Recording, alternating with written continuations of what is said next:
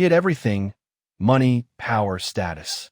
But one evening, in a glass conference room high above Lagos, his body whispered a warning he refused to hear until it screamed.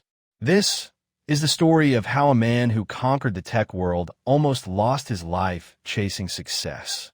In the heart of Lekki Phase 1, where glass houses reflected sunlight like diamonds and Range Rovers roared past security gates, Chike Umeh was a name spoken with reverence and envy. At 39, he was the CEO of Zennix Technologies, a tech firm that had transformed from a bedroom startup into a multi-billion naira empire. His company powered mobile payments, e-commerce platforms, and even government data systems. To the media, he was a visionary. To business magazines, he was Nigeria's Silicon Lion. To his employees, he was a relentless, brilliant force of nature. But to his wife, Ngozi, he was a ticking time bomb. "You didn't sleep more than 2 hours last night," she said gently that morning as he sipped black coffee, his eyes already glued to his phone. Chike waved her off. "I'll sleep when Zennix IPOs." Ngozi sighed. "That's what you said last year. And the year before that." Chike didn't respond. He adjusted his designer blazer, snatched his iPad, and walked out, not noticing the frown creasing Ngozi's forehead or the sadness sitting quietly in her eyes. That day, like every day, was packed. Board meetings, conference calls, site visits, a keynote speech, investors waiting in the wings, power breakfasts that lasted 5 minutes, lunch meetings that ended in ulcers. By the time he returned home at 11:45 p.m., his right eye twitched uncontrollably. His chest felt tight, but he told himself it was nothing. Just stress. Stress was part of the hustle, and hustle was the only way to win. 2 weeks later, Chike was pacing in the Zennix conference room, presenting the Q4 roadmap to his executive team. He had barely eaten that day, fueled solely by caffeine and stubborn pride. His assistant had begged him to see a doctor about the growing fatigue and occasional blurry vision, but Chike brushed her off. Weakness wasn't allowed in his world. Suddenly, he stopped speaking. He clutched his chest. Then the world tilted sideways. Everything became a blur of screams, rushing footsteps, and the sharp tang of antiseptic. When he woke up, the ceiling wasn't familiar. It was too white, too quiet. A slow, beeping rhythm beside him confirmed what he feared. He was in a hospital. Ngozi sat beside him, her eyes red from crying, holding his hand like a lifeline. "Chike," she whispered, "you collapsed at work. The doctor said it was a mild heart attack." He blinked. "No, it was probably dehydration." Ngozi shook her head. "You nearly died, Chike." A man entered the room, tall, calm-eyed, in a white coat. "I'm Dr. Tunde Adebayo," he said. "Mr. Umeh, you've ignored too many warning signs. High blood pressure, enlarged heart, sleep deprivation, malnutrition. You're lucky to be alive." Chike scoffed. "Doc, I just need rest. I have a presentation in 5 days." "No," Dr. Adebayo cut in, voice steady. "You have a choice. Rest now or rest forever. Your health has been crying for attention, and you haven't listened." It took 3 days of arguments, tears, and a stern intervention from Ngozi and the doctor before Chike agreed to something outrageous. A total retreat. No screens. No business. No phones. Just rest. They sent him to a small village in Ondo State where Uncle Ibuka lived. Ngozi's uncle, a retired herbalist and traditional healer who now ran a slow, almost meditative wellness retreat for the sick and weary. Chike hated it first. No internet. No electricity from 10 p.m. till 6 a.m. He was told to wake with the sun, eat herbs, drink warm bitter tea, and walk barefoot across the red soil every morning. "This is not a resort," he muttered under his breath. Uncle Ibuka chuckled. "It's not a resort. It's a return. You've forgotten how to be human, my son. You've become machine." The first week was hard. Chike's hands kept reaching for phones that weren't there. He hated the silence, hated how slowly the day moved. But his body, his weary, trembling, exhausted body, began to breathe.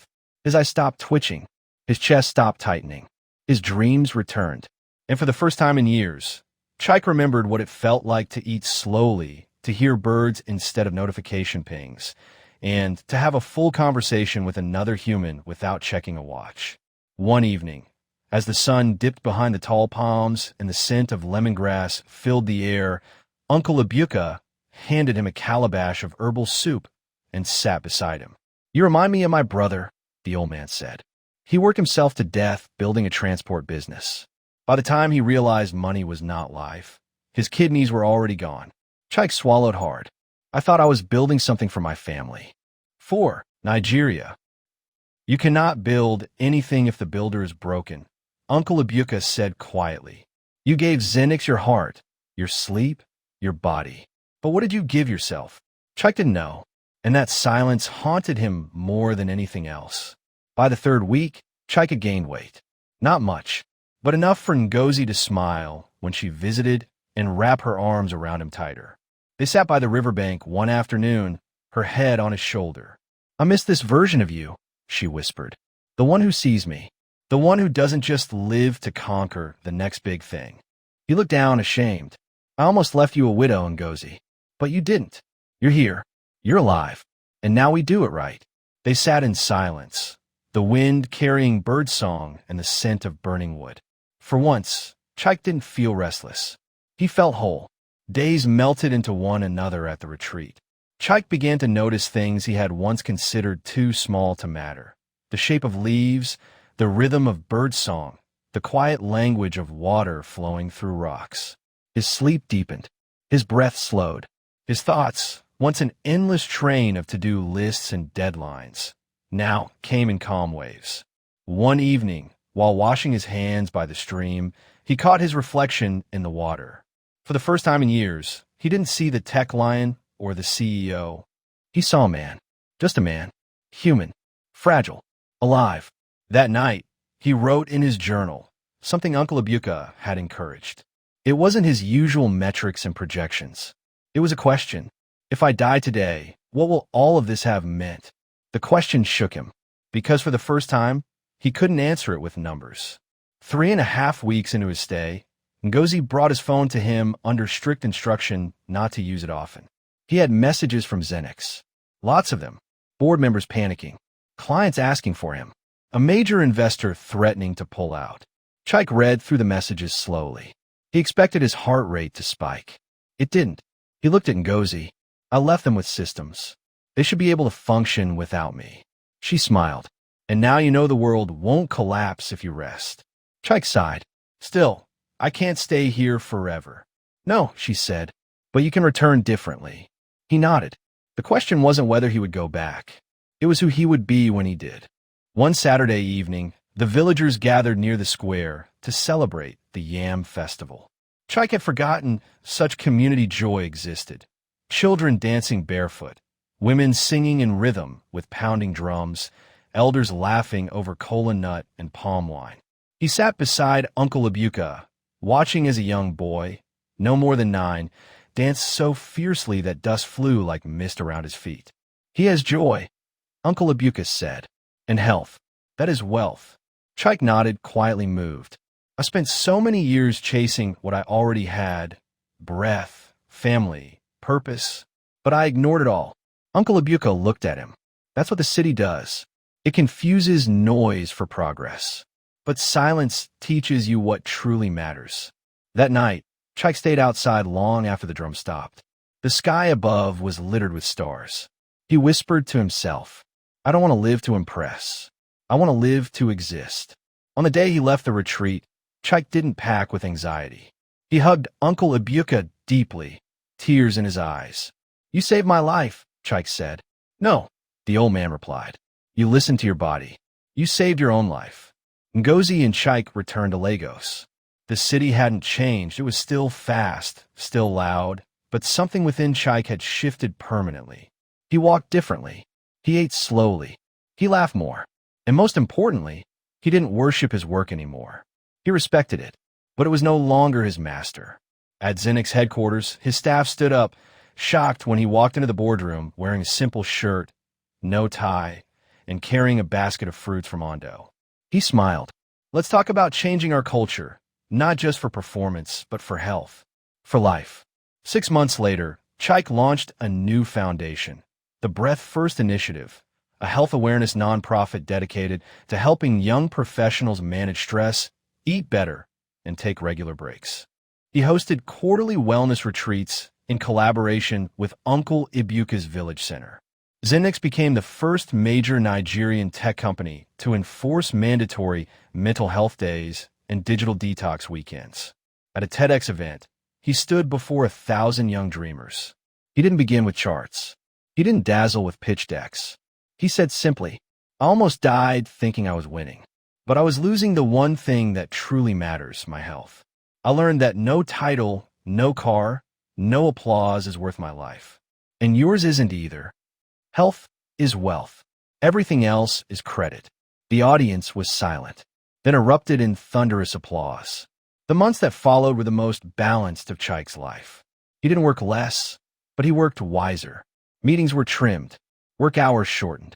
Zennix installed nap pods, standing desks, green spaces, and a new wellness floor.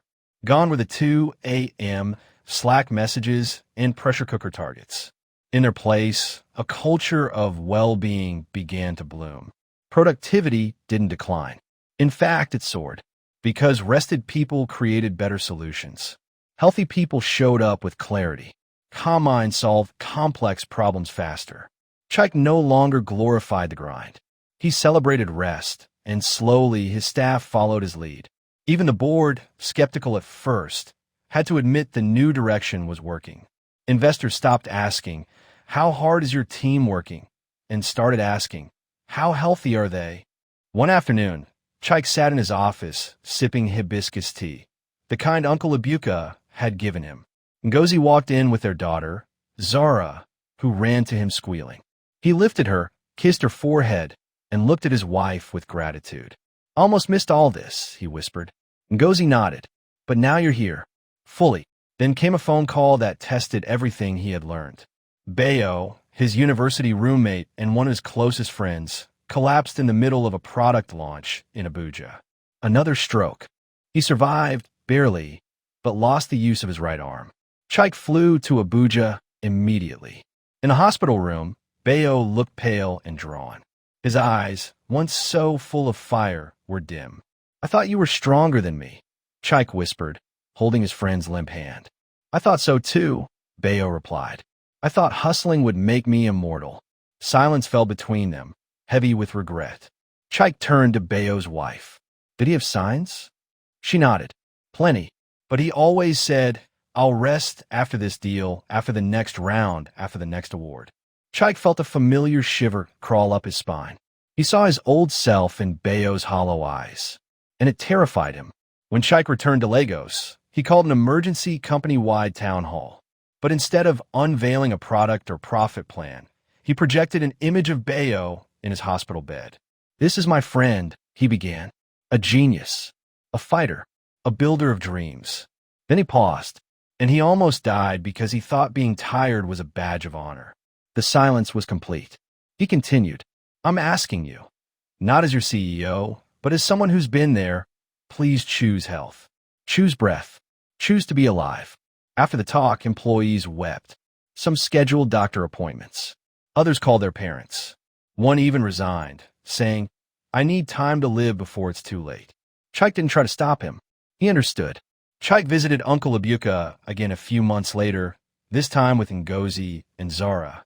The villagers welcomed them like family. At the riverside, Uncle Ibuka looked at him proudly. "You've changed, truly," he said. Chike smiled. "It wasn't easy. Sometimes I still feel guilty for resting."